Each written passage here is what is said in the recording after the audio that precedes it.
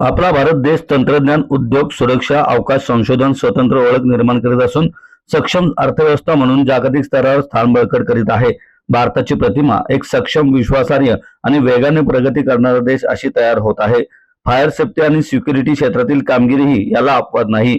त्यातून राष्ट्र निर्मितीला चालना देण्याचे काम होत आहे, असं प्रतिपादन भारताचे माजी राजदूत व परराष्ट्र सेवेतील निवृत्त अधिकारी दीपक वोहरा यांनी केले.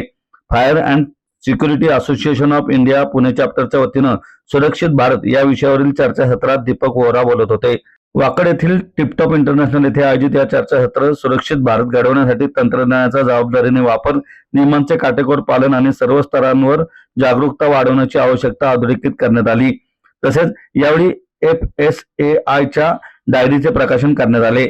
ओहरा व पोटफोडे यांच्या हस्ते 12 मान्यवरांचा उल्लेखनीय कार्याबद्दल विशेष गौरव करण्यात आला.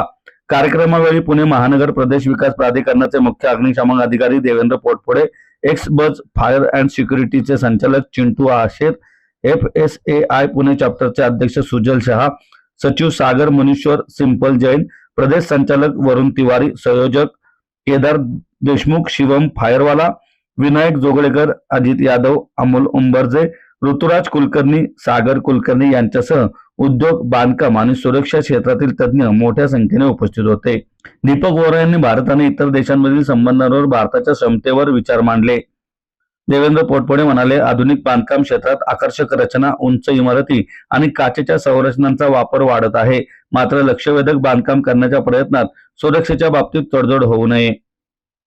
चिंटू आशेर यांनी बदलत्या व्यावसायिक वातावरणातील आव्हानांवर भाष्य केले. विशेष चर्चासत्रामध्ये गणेश जाधव, देवेंद्र पोटफोडे, शैलेश धनाने, सुभाष खानडे, देवेंद्र द्विवेदी यांनी सहभाग घेतला.